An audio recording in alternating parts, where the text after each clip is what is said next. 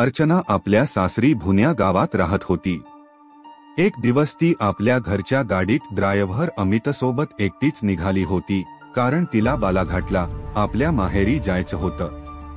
रस्त्यात अर्चनाने अमितला सांगितलं, नाशिकला माझी एक मैत्रीण राहते, आपण तिथं थोडा वेळ थांबू, तिला भेटू आणि मग पुढे जाऊ। दोघं नाशिकच्या दिशेनं निघाले, पण जसजसं संध्याकाळचं अंधार पसरू लागलं, अर्चना म्हणाली, आता खूप अंधार झाला आहे, रात्री प्रवास करणं योग्य नाही, आपण आज एखाद्या हॉटेलमध्ये थांबू आणि उद्या सकाळी पुढे जाऊ। अमितनं लगेच होकार दिला। ते जवळच्या एका हॉटेलमध्ये उतरले। अर्चना आत गेली आणि अमित गाडीतच बसला राहिला। तिनं सांगितलं, आपण हॉटेलमधून जेवण मागवूया, तू पण आत ये। अमित थोडा संकोचला, पण मग आत गेला। अर्चनानं जेवण मागवण्यापूर्वी काही ड्रिंक्स मागवल्या। अमितला मॅडमसमोर दारू पिणं योग्य वाटत नव्हतं, पण अर्चनानं आग्रह केला। हळूहळू दोघं बोलता बोलता पित राहिले। थोड्या वेळानं अर्चना म्हणाली, आता माझ्या आयुष्याचा काही अर्थच राहिला नाही, मला जगायची इच्छा उरलेली नाही, कधी कधी वाटतं सगळं संपवून टाकावं। अमित चकित झाला। त्यानं विचारलं, मॅडम तुम्ही असं का म्हणताय? तुमच्याकडे सगळं आहे, नवरा डॉक्टर, मोठं घर, पैसा, सुखसोयी, मग असं का? अर्चनानं खोल श्वास घेतला आणि म्हणाली, अमित तुला माहिती आहे का, आमच्या लग्नाला 4-5 वर्ष झाली, पण आजतागायत आम्हाला मूल झालेलं नाही। त्यामुळे माझे सासरचे आणि गावातले लोक सतत माझी चेष्टा करतात, म्हणतात की माझ्यातच काहीतरी कमी आहे। मी मेडिकल टेस्ट करून घेतल्या, सगळं नॉर्मल आलं, माझ्यात काही दोष नाही। खरी समस्या माझ्या नव्यात आहे, पण तो टेस्ट करून घ्यायलाच तयार नाही आणि सगळा दोष माझ्यावर टाकतो। हे ऐकून अमित म्हणाला, मॅडम मी साहेबांसोबत अनेक वर्ष काम केलंय, मला माहित आहे, खरी चूक त्यांचीच आहे। अर्चनाला हे ऐकून थोडा दिलासा वाटला, कुणीतरी तरी तिला समजत होतं। ती उठली, अमितच्या जवळ येऊन बसली आणि त्याचा हात धरला। अमित घाबरला, त्याला काय घडतंय ते समजलं नाही। अर्चनानं मंद आवाजात सांगितलं, अमित तू माझी एक मोठी मदत करू शकतोस। अमितनं विचारलं, मॅडम सांगा, मी काय मदत करू शकतो? अर्चना म्हणाली, मला आई व्हायचं आहे आणि त्यासाठी मला तुझी मदत हवी आहे। अमित थबकून गेला, त्याला काहीच सुचलं नाही। अर्चनानं पुढं सांगितलं, तुला माझ्यासोबत संबंध ठेवावे लागतील, पुन्हा पुन्हा, जोपर्यंत मी आई होत नाही। अमित थक्क झाला, म्हणाला, मॅडम मी तर दिवसभर साहेबांसोबत असतो, हे कसं शक्य आहे? अर्चनानं ठाम स्वरात सांगितलं, त्याची काळजी करू नकोस, मी सगळं सांभाळेन, तुला फक्त माझं ऐकायचं आहे। अमित काही क्षण शांत राहिला, मग म्हणाला, ठीक आहे मॅडम, जसं तुम्ही सांगाल तसं। अर्चनाला याची कल्पनाही नव्हती की तिच्या या निर्णयाचे परिणाम किती भयंकर ठरणार होते। अर्चना बालाघाटची रहिवासी होती, तिचे वडील शिक्षक होते, एक साधं कुटुंब, 2 भाऊ होते, दोघांचं लग्न झालेलं होतं। अर्चना हुशार आणि रूपवती होती, कॉलेजमध्ये सगळे तिचं कौतुक करत। जेव्हा तिच्या लग्नाची चर्चा झाली, तेव्हा एका नातलगानं पुण्यातील प्रसिद्ध डॉक्टर सौरभ यांचा प्रस्ताव दिला। अर्चनाच्या वडिलांनी विचार केला, आपण साधे लोक, एवढे मोठे डॉक्टर आपल्या मुलीशी लग्न करतील का? एकदा एका मध्यस्थानं सांगितलं, एकदा प्रयत्न करून बघा, बोलून पाहूया। डॉक्टर सौरभनं अर्चनाकडे पाहिलं आणि तिच्या सौंदर्यानं त्याला लगेच होकार द्यायला भाग पाडलं।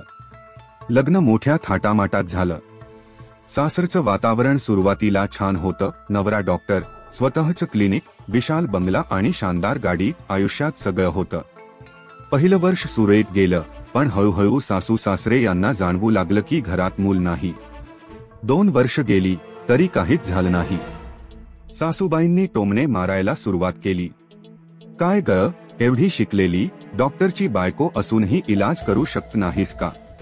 अर्चनानं स्वतःची तपासणी केली, सगळं सामान्य आलं. डॉक्टरांनी सुचवलं की नव्यानं पण टेस्ट करून घ्यावी, पण सौरभनं नकार दिला. त्याला माहित होतं की समस्या त्याच्यात आहे, पण तो ते मान्य करायला तयार नव्हता. सर्व दोष अर्चनावर ढकलला गेला. सासू सासरे, शेजारी, नातेवाईक सगळ्यांचे टोमणे तिच्या मनाला घाव घालत होते. ती नैराश्यात गेली. अनेकदा विचार केला, आता जगण्यात काही अर्थ नाही, पण नंतर तिनं ठरवलं, माझ्यात काही चूक नाही, मग मी का मरू? माझ्या नव्याच्या चुकीची शिक्षा मी का भोगू? तिनं ठरवलं, जर आई होणं हाच एकमेव मार्ग असेल तर काहीतरी उपाय शोधायला हवा. तेव्हा तिच्या मनात विचार आला, ड्रायव्हर अमित. तिला माहित होतं की अमित तिच्याकडे वेगळ्या नजरेनं बघतो. एक दिवस माहेरी जाण्याचा बहाणा करून तिनं अमितसोबत हॉटेलमध्ये पहिल्यांदा संबंध ठेवले. त्यानंतर ती पुन्हा पुन्हा बाहेर जाण्याचे बहाणे करू लागली, कधी बंक, कधी बाजार, आणि गुप्तपणे अमितला भेटत राहिली. हळूहळू त्यांचं नातं भावनिक बनलं. अमित तिच्या प्रेमात आकंठ बुडाला आणि म्हणू लागला, मॅडम, आता मी तुमच्याशिवाय राहू शकत नाही. अर्चनानं अनेकदा समजावलं, हे फक्त एका कारणासाठी होतं, हे नातं नव्हतं. पण अमितचं वेड वाढत गेलं. एक दिवस दोघं घरात परतलेच नाही. दुसऱ्या दिवशीही घर बंदच राहिलं. शेजाऱ्यांना खोलीतून वास येऊ लागला. पोलिसांना बोलावण्यात आलं. दरवाजा तोडला गेला. आतून तीव्र दुर्गंधी आली. अर्चनाचं कुजलेलं शव सापडलं. तिच्या बाजूलाच अमितचं शरीर होतं. त्यानंही आत्महत्या केली होती. अर्चना आणि अमितच्या मृत्यूमुळे संपूर्ण भुन्या गाव हादरून गेलं. हे प्रकरण आत्महत्येसारखं वाटत होतं, पण पोलिसांना काही बाबतीत शंका वाटली. जेव्हा दरवाजा तोडला गेला तेव्हा खोलीत फक्त दुर्गंधी नव्हती, तर काही पुरावेही होते, जे कथा आणखी गुंतागुंतीची करत होते. खोलीत फुटलेल्या ग्लासांचे तुकडे, अर्धवट भरलेल्या दारूच्या बाटल्या आणि विस्कटलेले कपडे होते. टेबलावर एक पत्र पडलं होतं, अर्चनाच्या हस्ताक्षरात लिहिलेलं, या जगात आता मला कुणी समजून घेणारा नाही. मी फक्त आई होण्याची इच्छा ठेवली, पण माझ्या नशिबानं मला शिक्षा दिली. आता मी थकली आहे. अमितनं माझा साथ दिला, पण आता समाज आम्हाला कधीही स्वीकारणार नाही. त्या पत्राच्या खाली दुसऱ्या कुणाच्या हस्ताक्षरात 3च शब्द लिहिले होते, माफ कर, अर्चना. पोलिसांनी दोघांचेही मृतदेह पोस्टमार्टमसाठी पाठवले. रिपोर्टमध्ये समोर आलं की दोघांनी विष घेतलं होतं. पण ही आत्महत्या होती की कुणीतरी जबरदस्ती केली, हे ठरवणं कठीण होतं. एका अधिकाऱ्यानं सांगितलं, खोलीची अवस्था पाहता स्पष्ट दिसतं की मृत्यूपूर्वी दोघांमध्ये तीव्र वाद झाला होता. जमिनीवर पडलेले काचांचे तुकडे आणि कपड्यांची अवस्था पाहून तेच वाटतं. पोलिसांनी हॉटेलच्या सीसीटीव्ही फुटेजची तपासणी केली.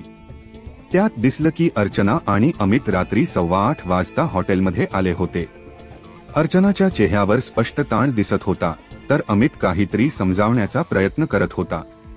त्यानंतर त्यांना बाहेर जाताना कुणी पाहिलं नाही. हॉटेल स्टाफने सांगितलं की त्या रात्री त्यांच्या खोलीतून जोरात भांडणाचे आवाज येत होते. सकाळपर्यंत दरवाजा बंदच राहिला. जेव्हा सफाई कामगाराने दरवाजा ठोठावला आणि प्रतिसाद आला नाही, तेव्हा व्यवस्थापनाने पोलिसांना कळवलं. तपासादरम्यान अनेकांनी सौरभ म्हणजे अर्चनाच्या नव्यावर बोट ठेवलं. त्यांचं म्हणणं होतं की अर्चना बराच काळ मानसिक ताणात होती आणि सौरभनं तिचा कधीच आधार दिला नाही. पोलिसांनी डॉक्टर सौरभचीही चौकशी केली. तो म्हणाला, मला माहित नाही अर्चना कुठं गेली होती. तिनं सांगितलं होतं की ती माहेरी जाते आहे. अमित माझा ड्रायव्हर होता. मला ही बातमी ऐकून धक्का बसला. पण पोलिसांना सौरभच्या विधानांवर शंका आली.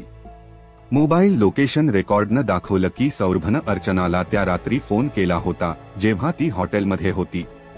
त्या कॉलनंतर अर्चनाचा मोबाईल बंद झाला. तपासात हेही समोर आलं की विष एका सामान्य औषधात मिसळलेलं होतं, म्हणजेच ही संपूर्ण योजना विचारपूर्वक आखलेली होती. जांच पथकाला अमितच्या फोनमधून एक मेसेज सापडला, जो त्यानं मृत्यूपूर्वी आपल्या मित्राला पाठवला होता.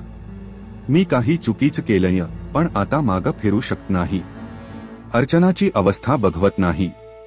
या सर्व गोष्टींमुळे पोलिसांसमोर अनेक प्रश्न उभे राहिले. दोघांनी एकत्र मृत्यूचा मार्ग निवडला का, की कुणीतरी त्यांना जबरदस्ती केली? अर्चनानं आपल्या नव्याचा बदला घेण्यासाठी हे सगळं केलं का, की ती आणि अमित एका भावनिक जाळ्यात अडकले? हे प्रकरण भुन्या पोलीस स्टेशनमध्ये आजही ओपन इन्व्हेस्टिगेशन म्हणून नोंदलेलं आहे. गावकरी आजही त्या हॉटेलच्या खोलीजवळून जाताना म्हणतात, रात्री कधी कधी त्या खोलीतून एखाद्या स्त्रीच्या सिसक्या ऐकू येतात. कथा संपलेली नाही, ती फक्त एका रहस्यात बदलली आहे.